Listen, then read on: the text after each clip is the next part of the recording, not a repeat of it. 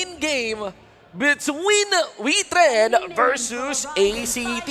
Siyempre, pinapasalamatan muli natin, no, yung mga audience natin na nandito ngayon, na pinapaunlakan. Thank you. Spending their valuable Friday time. Yan, dito sa una nating PKL, isipin nyo pwede nyong i-flex kami po pinakaunang... nauna kami dyan eh. Una pa sa first. Ito yung mga picture na pwede mo ilagay sa Hall of Fame. Alam mo 10 kasi years from now.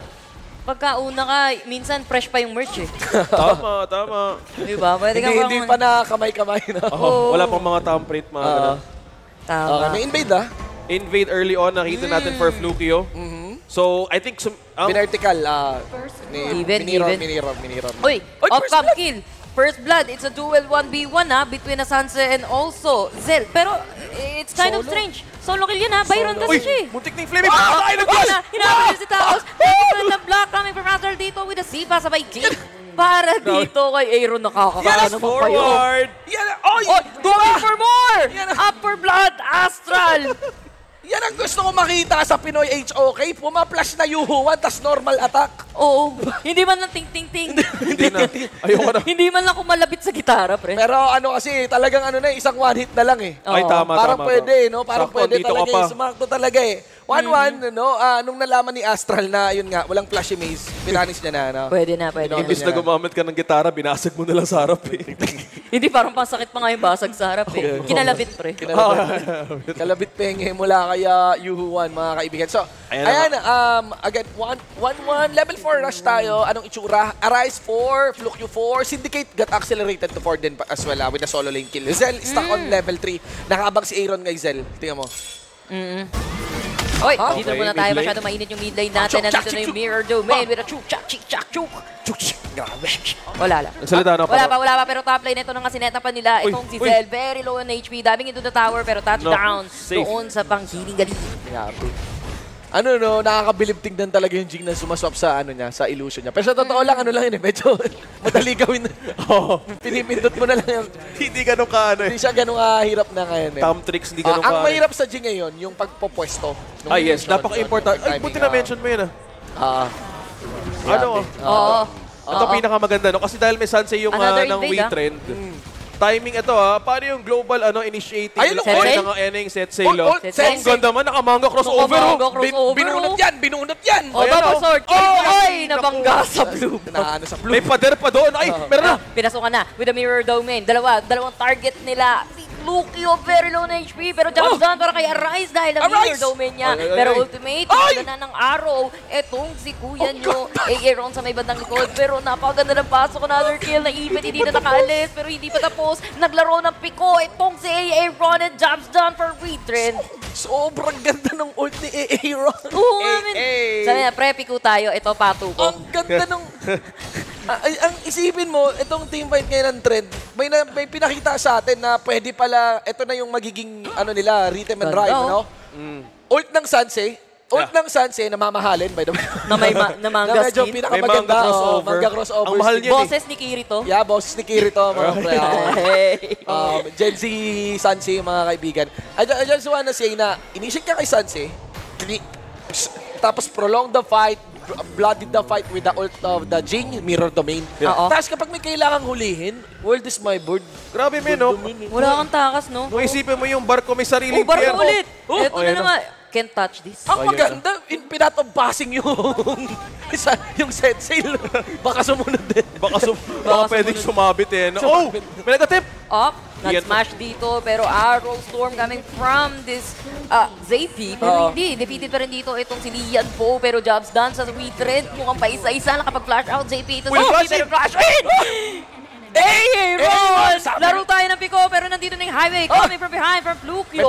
Pero may passive. Hindi na kinaya ng passive dahil nasa gitna na siya ng labanan. Pero low health na dito si Zell. Medyo makunat. Byron yan. Bakawin na lang daw muna. Hindi. Oo. Ito na naman tayo sa back and forth fight, no? Pero inch by inch ang nakakuha ng uwi. Trend, no? Sobra. Yung objective na kuha nila. Pag nakakita ka ng mga mid laner or farm lane nag-flash pa harap or pa diretso, that is purely calculated and confident approach sa mga kanilang kalaban dahil wala kang resources na available. Item check nga muna tayo. Kamusta naman yung item ngayon ng ACT? Ang item natin ngayon ay may Star Spring sa may Shiranoy. At walang support item yung... Top lane dito, I think set sail na nagamit na. Dalawa na bangga. Dalawa din ang naging casualty sa side ng ACT. Si Indicate jobs done para sa kanya. Baka naman mag-adjust Na-rise niya si Arise. Baka makorek kanina nakaka-curious yun na parang malabo yata na mga Star Spring yung may Shiranoy. Pero, engages are being done. Naiangat din si Arise. Pero yung mapa pa rin pre, tumatitan na dahan-dahan pa rin. Closing out against ACT Dahil na-mention mo yung mapa dito, Shinbu, paano ba makakabawi dito yung tanke ng ACT? Because from what we're seeing here, napaka-synchronized ang approach ng WeTrend. You have the set sail, merong World is My Board, yung threat na dito na pwedeng ibigay nila on team fights. Ano ba, kailangan ba nila yung ACT ba ngayon na kailangan mag-outplay ng ultimates out of this fight? Coming from behind, Astar nasa likod, walang tinamaan ng kamay pa niya, pero may na-push naman dito. That's gonna be Darfin na meron infinite fastness. Papaloob! Iipitin nila dito. Ito si Flukio. Intercontinental na World is My Board. Nahuli naman nila dito si Flukio kasi nga sa harap, My World is My Domain coming from Arise. Pero the damage, medyo nararamdaman naman lang. Kaso hindi naman nila natatapos agad for the side of WeTrend. Medyo maglailo muna tayo. Kakarating lang dito ng minion. Mawawala yung Torre na to sa baba. Nagmintis din yung Kachosin eh. Importante yung Kachosin, hindi lang sa bursa. May slow down. Another one. Nag-set sail, nahuli, walang tinamaan. Syndicate walang nagawa kundi bumagsak sa kamay dito ni Flukio. Pero going for more, wala nang Torre sa baba. Pero makakapag-highway pabalik itong si Flukio. Baka uwi na lang din muna. Both teams natin, low HP. Tatlo lang doon from WeTrend, 5 doon sa ACT. Okay, na-hold up na. Uy! Ayun! Nag-bounce yung Kachosin. Umabot, pero with the flash in and the smash, si Darfin ang target dito ni Kuya Nyol Yampo. Kaso dalawa yan, one more hit para kay Darfin. Psycho! Pinalo ng shawarma! Saktong-sakto, grill yan. Yung grill skin ni Ilian po. Gigiliwlaan po eh. Bumabaga yun, tapos may beef pa. Tapos, How do you like your steak, How do you sir? like your steak, sir? well done, medium rare or gusto mo rare? Ano? Kanina si Astral, ang lutong nung pagkamintis niya sa Kachosin. Gumit na eh. Gumit na. Pero, tatapos yung team fight, pinabounce yung Kachosin. What a poetic ending. Yun lang. Pinaliguan. Grabe, bullseye. Di ba overkill? Dinarts eh. Sa gitna namin. Ang daming ultimate para sa isang tao. Naka-mirror to min. Pag mirror to min, tinamaan ng set sail sa gitna. Sabi niya, tama na. Tama na. Mercy. Kailangan mo na konting ano dun Pag nabuhay, Sayang 20. panoorin ng WeTrend. Unnecessary ultimates pero kakailanganin gawin ng WeTrend para secure talaga ang kill. WeTrend still pushing up top. Up na ulit yung mga ultimate nila. Up. Ayan, in a few seconds. Ayan, nag-up. Nag-green yung Syndicate. Nag-ult ka agad. Ayan May na. Frigid Charge yan, pre. May Frigidaire. Oh, may Frigidaire, may Frigidaire. Ito na nga si Flukio ang Hindi, ina-attempt lang nila. Pero pumasok dito. Itong si Tao, masyado na damage yan. May kulong sa dalawa. Hindi niya na nakuntain ang damage coming from WeTrend dito dahil wala siyang smash. Wala siyang smash. Oo nga, yeah. Pala. Di naging immune sa crowd control lang si Taos. Oo, may sa likod Oo, merong may sa likod. Nakita siya ni Compromise. Magkaka-ult si Syndicate mag-green na naman yan. Ang bilis lang ng ultimate nila dito. Yes. Yung sunset sail no? Ang galing niya pang bait no? From a lane na gusto i-push ng WeTrend. Gulong. Online na naman. Online na naman. Sino ang target? Uy, may nakatalikod. Naabutan pa? Tinamaan pa itong si Kuya Nyuzel kahit papano, pero tower is jobs done. May kumakasa ng smash, dalawa, pero yung Mai sa likod, dalawa din yung kanyang napaangat dito. Kasi nga lang, ubos na rin yung kanyang buhay. Siya ay magbabay-bye with the universal nga na binigay pa dito kay AA Ron. Going for more, nakulog yung sarili niya sa AP!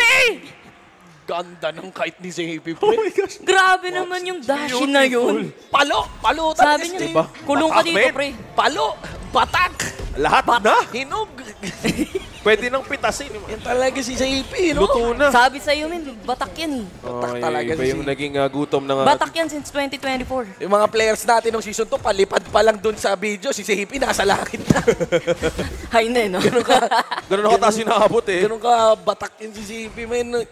Alright, so, of course, lamang pa rin yung WeTrend. Napakalaki po nung lamang. 7,000, 9 minutes in, we're not even in the late game yet. 30 seconds pa.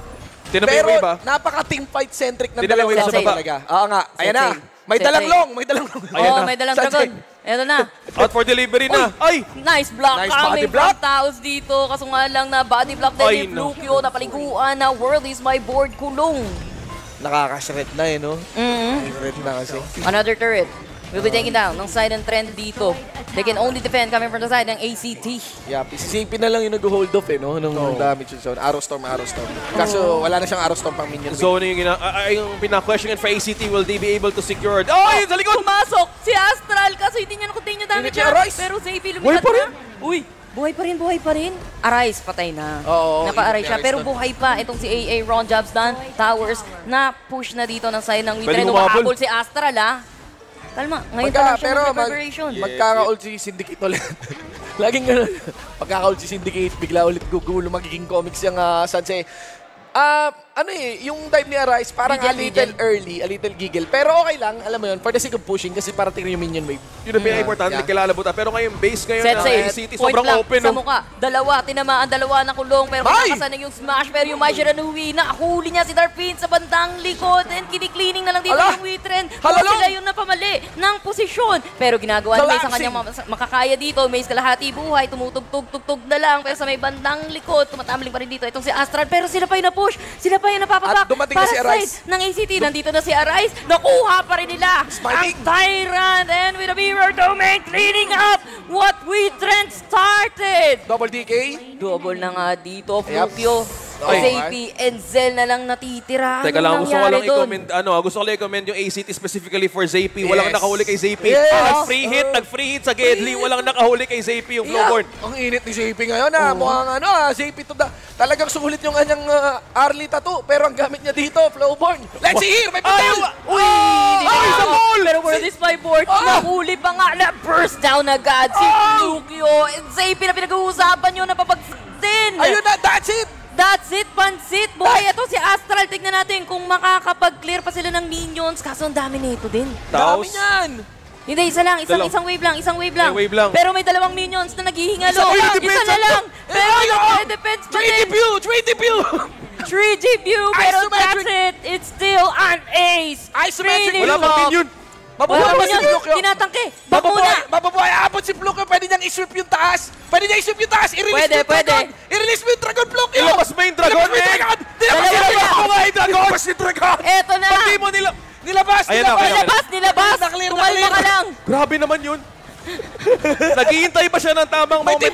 Meron pa na teamfight na nangyayari dito kasi nag-audition na sila with the Mirror Domain taking down. Etong si Kuya Zel, mukhang nag-uubos pa rin dito yung member ng ACT. Pero jumps down sa kanila dahil na-clear pa rin nila yung minion. Matagal pa yung Witrend na minion. Abot pa rin, man. Kapit pa, men. Nag-iinit ang shooting gallery. Our first seated fight. Si Syndicate nakasakay tala yung long. Wala lang. Dahil ang pinagalingan niya. Nabangga nila dito. Si Taos na makakawala pa rin hindi dahil may world is my board. Sa likod ng gagaling na naman itong si Astral with the Coach Uzen. After all, napatay pa rin nila dito si Taos. Pero going forward sa may likod yung Flaming Pump. Tunawang isa, crucial crowd control coming from Taos dito bago siya kumalma. Pero that's it, pansit. Pinokus na Rekti. Witrend. Absolute cinema. Delivered by these two team fighting teams.